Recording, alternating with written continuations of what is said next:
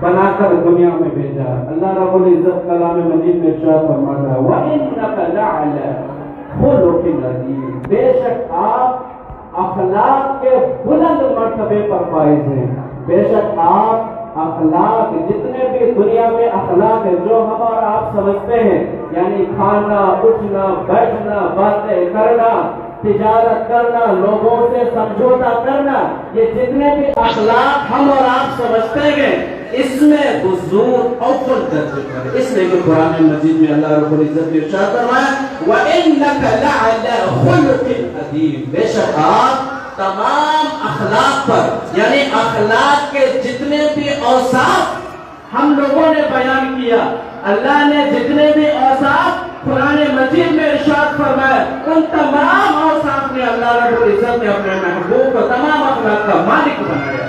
اس لیے اللہ رب العزت نے ارشاد فرمایا وَإِنَّكَ لَعَلَىٰ خُلُقٍ عَظِيمٍ۔ اور آپ کو ایک حدیث سنا دوں، یہ حدیث ہے صحیح مسلم کی۔ میں ویسے کوئی دوسری بات نہیں کر رہا ہوں، خیر کہنا نہیں چاہیے، حال یہ ہے کہ کچھ لوگ 1 سال 2 سال پڑھتے ہیں پھر دین کی باتیں کرتے ہیں۔ آپ کو پتا ہونا چاہیے کہ آدھا ادھورا علم سب سے زیادہ خطرناک ہوتا ہے۔ آدھا ادھورا کوئی بھی علم ہو، چاہے دین علم ہو، کسی دھرم کا علم ہو، دنیاوی علم ہو، ڈاکٹری علم ہو، لوئر علم ہو، کسی بھی علم ہو، کسی کا بھی علم ہو، اگر اس کا علم آدھا ہے تو وہ سب سے زیادہ خطرناک انسان ہے۔ اس لیے کہ وہ ساری چیزیں کاپی پیسٹ کرتا ہے۔ آج کل سوشل میڈیا بہت چلتا ہے، گوگل وغیرہ بہت زیادہ چلتا ہے، اس لیے لوگ دین کی باتیں کر کے لوگوں کو اپنی طرف راغب کرتے ہیں، تو ہمیں ان لوگوں سے بچنا چاہیے۔ اس لیے کہ ان سے سب سے زیادہ خطرہ ہے ہمیں دین سے، خاص کر کے دین سے۔ اس لیے ہمیں دین کے ساتھ خلوص کے ساتھ رہنا چاہیے۔ تو میں ایک حدیث سناتا ہوں، صحیح مسلم کی حدیث ہے۔ حضرت سعد بن ہشام نے حضرت عائشہ صدیقہ رضی اللہ تعالی عنہا سے پوچھا، ام المؤمنین مجھے رسول اللہ صلی اللہ تعالی علیہ وسلم کا اخلاق تو بتاؤ، مجھے نبی کا اخلاق تو بتاؤ۔ حضرت سعد بن ہشام حضرت سیدہ عائشہ سے پوچھتے ہیں کہ مجھے نبی کا اخلاق تو بتاؤ، میرے نبی، میرے حضور، میرے آقا، میرے سرور، میرے دادا کا اخلاق تو بتاؤ کہ آخر حضور کا اخلاق کیسا تھا۔ تو حضرت سیدہ عائشہ رضی اللہ تعالی عنہا فرماتی ہے كان اخلاقه الكريم، ان کا اخلاق ہی قرآن تھا۔ یعنی قرآن میں جتنی چیزیں ہیں، جتنی چیزیں بیان کیا گیا وہی ان کا اخلاق ہے۔ جو قرآن میں آداب بیان کیے، جو قرآن میں اخلاق کے اوصاف بیان کیے، وہی میرے حضور کے، آپ کے حضور کے، آپ کے سرور کے اخلاق ہے۔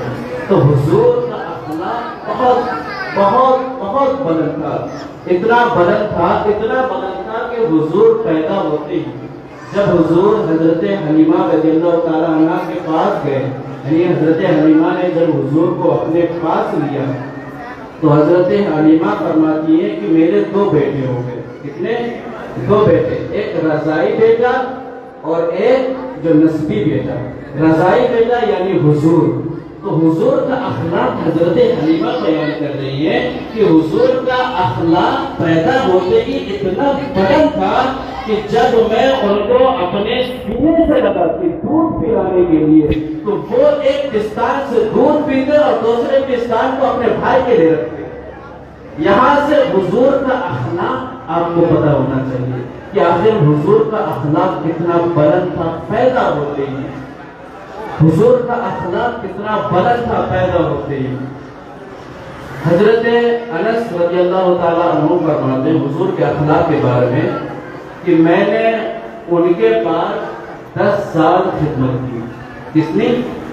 10 سال حضور کی خدمت کی، اور 10 سال کے اندر حضور نے کبھی اف تک نہیں کہا۔ کیا نہیں کہا؟ اف تک نہیں کہا 10 سال میں کہ حضرت اے انس تو نے یہ کیا کام کیا، اے انس تو نے یہ کیوں نہیں کیا۔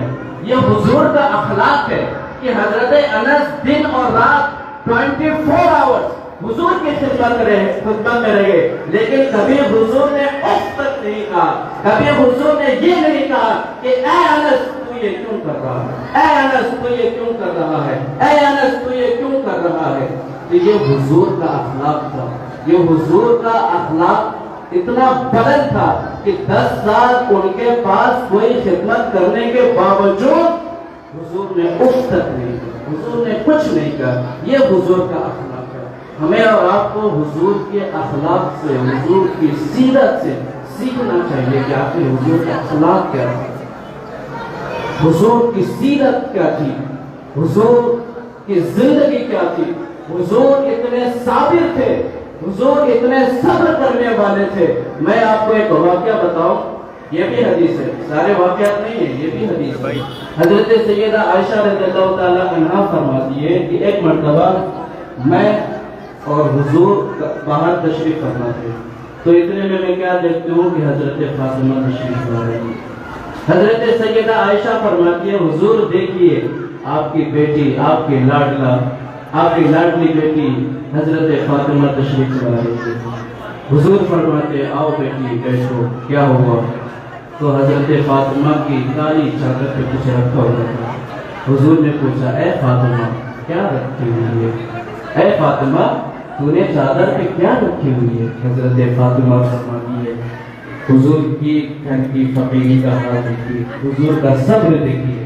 حضرت فاطمہ فرماتی ہے آج علی جو لے کے آئے تھے، جو آج حضرت علی جو لے کے آئے تھے، اس سے کچھ روٹیاں بن گئی، میں نے حسنین کریمین سے روٹیاں دی، حضرت علی کو روٹیاں دی۔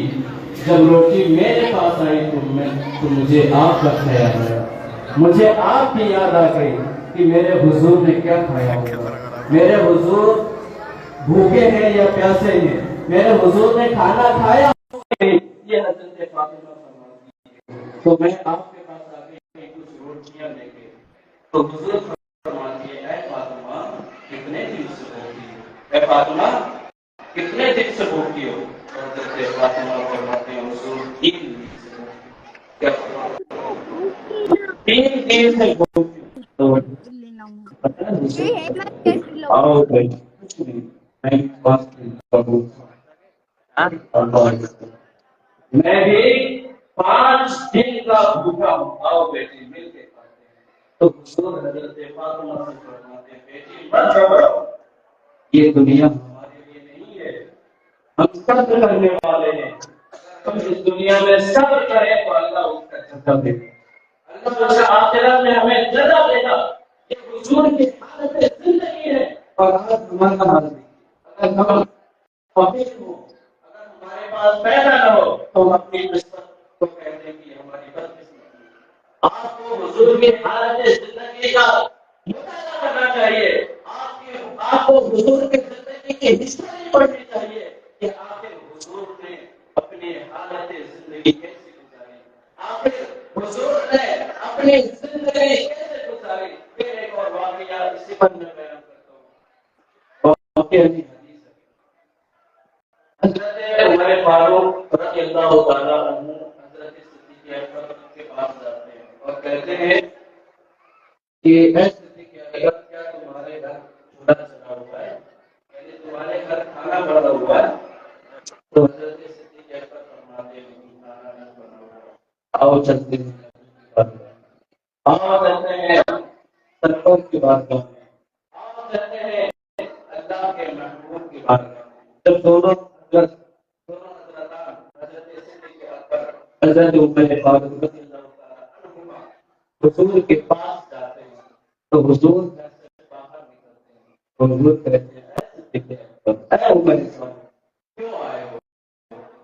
تو دونوں حضرات کہتے ہیں کہ حضور ہم کئی دنوں سے بھوکے ہیں، کچھ نہیں کھایا، کچھ نہیں پیا، ہم کئی دنوں سے بھوکے ہیں حضور، ہم آپ کی بارگاہ میں آئے ہیں۔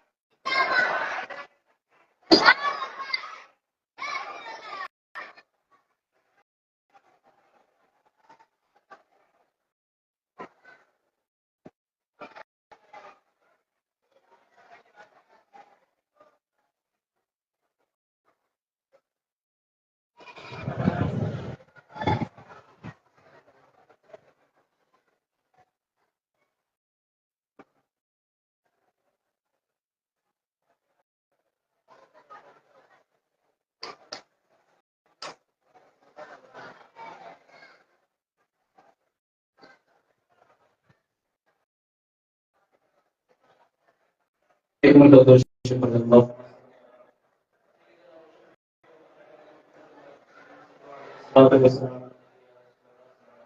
میں آپ کو حضور کے اخلاق کے بارے میں بتا رہا ہوں. حضور اخلاق کے کتنے بلند فائز ہیں. ان کے اخلاق کے بارے میں تمام حدیث کے اور میں نے خصوصی اگر حضور کے بعد حضور کے گھر والے بنے ہم تو حضور ہیں, ہم تو غلام ہیں. غلام ہو کے حضور کی تعریف کر رہے ہیں, لیکن اگر گھر والے ان کی تعریف کریں, ان کی حالت ان کی تعریف کریں, ان کے اخلاق کے بارے میں بتائیں, ان کی حالت زندگی کے بارے میں بتائیں تو تیری نسل تیری نسل پاک میں ہے بچہ بچہ نور کا تو ہے نور تیرا بس فاضل کرنے فرماتے ہیں کہ قیامت کا منظر اس طرح کا ہوگا کہ نبی پاک صلی اللہ علیہ وسلم ہمارے آگے آگے چلیں گے اور ہم اللہ کی رحمت کی خوشخبری سناتے جائیں گے.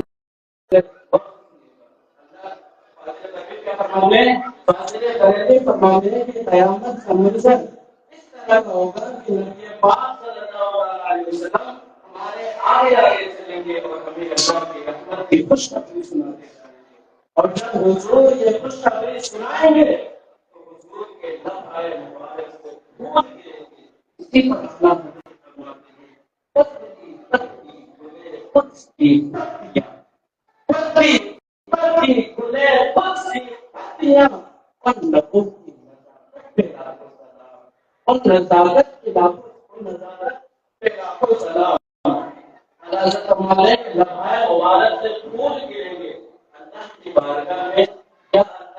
معاف کر کے خود روئیں گے لیکن ہمیں ہلاتے جائیں گے. حضرت فرماتے ہیں سناتے جائیں گے, سناتے جائیں گے, آپ روتے جائیں گے اور ہمیں ہنساتے جائیں گے. آپ روتے جائیں گے اور ہم کو ہنساتے جائیں گے. جنت میں محمد صلی اللہ جنت میں محمد سناتے جائیں گے. ہم اٹھاتے جائیں گے, رحمت کے گریں گے, ہم اٹھاتے جائیں گے. اور اللہ ہمارے حشر تک ڈالیں گے ہم پیدائش مولا کی دھوم. حشر تک ہم ڈالیں گے پیدائش مولا کی دھوم. حشر تک ڈالیں گے ہم پیدائش مولا کی دھوم. اور ملتے پاکی نسل کے کیڑے گراتے جائیں گے. اور اعلیٰ حضرت کا کیا ہی شوق تھا, اعلیٰ حضرت کا کیا ہی عقیدہ تھا. اعلیٰ حضرت فرماتے ہیں کیا شوق بیان کیا آپ کو بول جائیں ہم تو آپ کہتے ہیں اگر کہتے ہیں دشمن کو یعنی دشمن مٹی میں مل جائے. اعلیٰ حضرت کا کیا شوق ہے, اتنا دور کوئی امام نہیں کیا جتنا حضرت اپنے ذوق سے فرماتے ہیں پاک ہو جائے ادو چل کر, پاک ہو جائے ادو چل کر ہم تو رضا, پاک ہو جائے ادو چل کر ہم تو رضا. دم میں جب تک دم ہے بھٹا ذکر الٹا سناتے جائیں گے. دم میں جب تک دم ہے ذکر الٹا سناتے جائیں گے. بس میں یہی کہوں سب سے رونا ہو والا سب سے بالا ہو والا ہمارا نبی, اپنے مولا کا پیارا ہمارا نبی, دونوں عالم کا خدا ہمارا نبی. بس میں اپنی بات اسی طرح ختم کرتا ہوں. بلکہ ہر دن ہر روز رشتے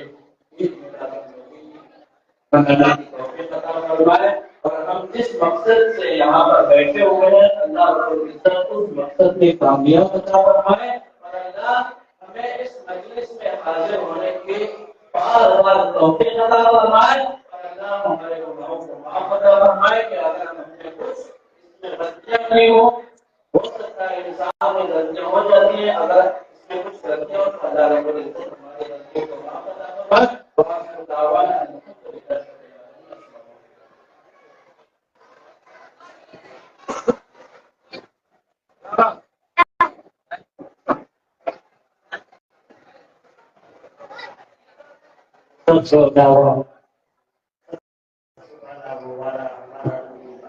رب